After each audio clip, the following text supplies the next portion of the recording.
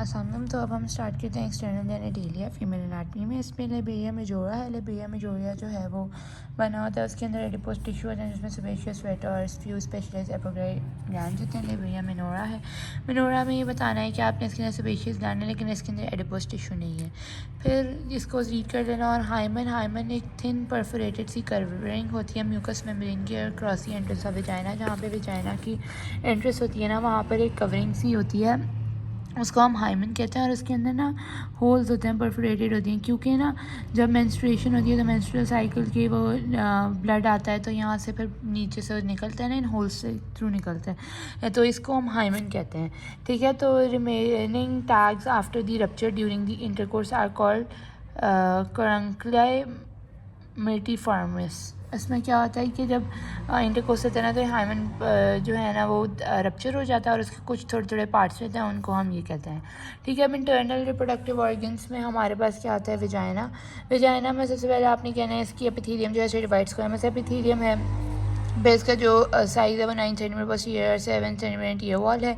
अब जो volt of vagina है ना उसको 4 फॉर्नेसेस में डिवाइड करना है। जहाँ पर विजाइना वोल्ट क्या होता है, वोल्ट जो होता है जहाँ पर विजाइना फिनिश हो आगे से सर्विक्स स्टार्ट होता है ना, तो वहाँ पर ना उसके 4 फॉर्नेसेस है, पोस्टीरियर ईयर 2 लेटरल इस तरह। तो उसके अंदर कौन से आ सकते हैं, पोस्टीरियर ईयर और 2 लेटरल आ सकते हैं। ठीक है। अब विजाइना के पास कोई ग्लैंड्स नहीं होते। अब यहाँ पर एक डॉर्डेलिन बेसिलस होता है बैक्टीरिया, जो कि नॉर्मल जो पीएच है ना उसकी 4.5 रखता है, एसिडिक पीएच रखता है, क्योंकि एसिडिक पीएच में जो होगा फिर वहाँ पर ऑर्गेनिज्म कम आएंगे एसिडिक पीएच की वजह से और कम इन्फेक्शन वगैरह होंगे, इसलिए एसिडिक पीएच रहता है। विजाइना जो है उसके पास ग्लैंड नहीं होती तो इसको मॉइस्चराइज कैसे होता है, by the secretion of the uterus service, उससे मॉइस्चराइज हो जाता है। अब इसकी रिलेशन क्या है, इंटीरियरली बेस ऑफ ब्लैडर और यूरेथ्रा, इसके आगे पीछे से pouch of Douglas pelvic fascia और पेरिनियल बॉडी वगैरह है, और लेटरली इसका कार्डिनल लिगामेंट्स है। अब यूट्रस क्या होता है, यूट्रस की एक पीयर शेप बॉडी है, इस तरह हमने कर लिया, फिर जिसमें 7.5 सेंटीमीटर लॉन्ग है। ठीक है, इस तरह। फिर उसकी जो वाइड है 3.5 सेंटीमीटर होती है और 3 सेंटीमीटर थिकनेस होती है। अब अपर पार्ट ऑफ द यूट्रस को जो है ना इसको बॉडी कहते हैं या कॉर्पस कहते हैं। ये जो है ना यूट्रस की बॉडी है या कॉर्पस है।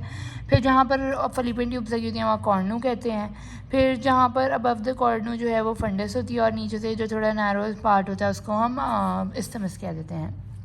अब नॉर्मली क्या कहते हैं हम कि यूट्रस की जो शेप होती है ना वो right angle to the vagina होती है नॉर्मली और फॉरवर्ड होती है। इस तरह ना यूट्रस की शेप जो है ना right angle to the vagina होती है और जो है वो जो है एंटी वर्ज थोड़ी सी फॉरवर्ड होती है और इसका हम एंटी वर्जन कहते हैं। मतलब ना थोड़ी सी गिरी हुई होती है यूट्रस की शेप, इसके ऊपर फॉरवर्ड हुई होती है। अच्छा, फिर उसके बाद जो है ना नेक्स्ट हम कहते हैं कि जो फ्लेक्स्ड फॉरवर्ड ऑन इटसेल्फ और इस्टमस एट इस्टमस पे अगर फॉरवर्ड फ्लेक्स हुई है ना यहाँ पर इस्टमस के ऊपर ही, तो फिर उसको हम एंटी फ्लेक्शन कहते हैं।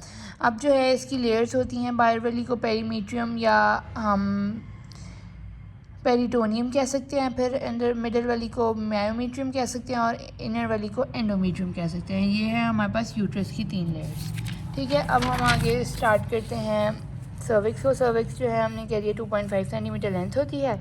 अब इसका upper part of the epithelium endocervical columnar junction होता है। अब यहाँ पर क्या होता है कि सर्विक्स की ना 2 एपिथेलियम होती हैं। ऊपर वाली 2/3 जो होती है उसमें स्ट्रेटिफाइड स्क्वामस एपिथेलियम होती है, ऊपर वाली 2/3 जो होती है उसके अंदर सीलिएटेड कॉलमनार एपिथेलियम होती है और फिर बाद में जो नीचे वाली जंक्शन होती है 1/3 लोअर 1/3 उसमें स्ट्रेटिफाइड स्क्वामस होती है। तो जिधर इनका जंक्शन होता है ना इन दोनों का स्ट्रेटिफाइड स्क्वामो कॉलमनार जंक्शन, यहाँ पे सीलिएटेड कॉलमनार ऊपर होती है और फिर नीचे जो है ना स्ट्रेटिफाइड स्क्वामस, जहाँ पे इनका जंक्शन होता है ना उसको हम कहते हैं स्क्वेमो कॉलमनार जंक्शन। और इसका मेन सिग्निफिकेंस ये है कि ये ट्रांसफॉर्मेशन जोन है ना, तो ये मोस्ट ग्रेटर रिस्क होती है for cervical neoplasia, cervical cancer का ग्रेटर रिस्क होती है।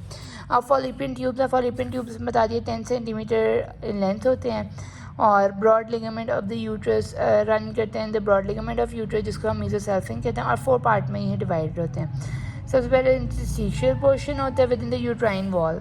ये यूट्रस है ना, तो यूट्रस की वॉल के अंदर थोड़ा सा इंटरस्टिशियल पोर्शन होगा, फिर नैरोएस्ट पोर्शन होगा जिसको हम इस्थिमस कह देंगे, फिर इसका एम्पुला आ जाता है, और फिर यहाँ पे फिम्ब्रा अटैच होता है ना, इसको हम इनफंडिबुलम कह सकते हैं या फिम्ब्रल पोर्शन कह सकते हैं विद सीलिएटेड एपिथेलियम। अब क्या है, ये हमारे पास यूट्रस है, ये हमारे पास फैलोपियन ट्यूब है, ये हमारे पास ओवरी है, ठीक है, यहाँ पर हमारे पास ओवरी अटैच है, ठीक है। ये हमारे पास सारा जो है ना ये ब्रॉड लिगामेंट ऑफ यूट्रस है। ब्रॉड लिगामेंट ऑफ यूट्रस जो अबव ओवरी है उसको मीजोसेल्फिक कहते हैं, बिलो ओवरी है उसको हम मीजोमेट्रियम कहते हैं, ठीक है। तो ये इससे बता दिया। अब ओवरीज जो हैं वो भी बायलेटरल आलमंड शेप होती हैं, दोनों साइड पर होती हैं। आलमंड शेप 3 सेंटीमीटर लॉन्ग है, 1.5 सेंटीमीटर वाइट है, 1 सेंटीमीटर थिक है, और ये सिर्फ ओनली इंट्रा एब्डोमिनल स्ट्रक्चर हैं जो कि पेरिटोनियम से कवर्ड नहीं होती, बाकी सारे इंट्रा एब्डोमिनल स्ट्रक्चर जो हैं पेरिटोनियम से कवर्ड होते हैं। ओवरी जो है वो अटैच होती है by to the cornu of the uterus, ये यूट्रस है, ये कॉर्नो ऑफ द यूट्रस से अटैच होती है बाय दी ओवेरियन लिगामेंट, ये ओवेरियन लिगामेंट है, and the hilum to the broad ligament by mesovarium, और इसका जो हाइलम है ना वो दूसरी तरफ जो होगा वो नीचे ब्रॉड लिगामेंट से अटैच होता है बाय द मीजोवेरियम। तो ये हमारे पास हो गई ओवरऑल फीमेल जेनिटल ट्रैक्ट की एनाटमी। अब आगे जो है ना हमने करनी है यूरेटर की एनाटमी, और पेल्विस के अंदर जो ऑर्गन्स होंगे उनकी एनाटमी करेंगे। तो ये फीमेल की एनाटमी थी।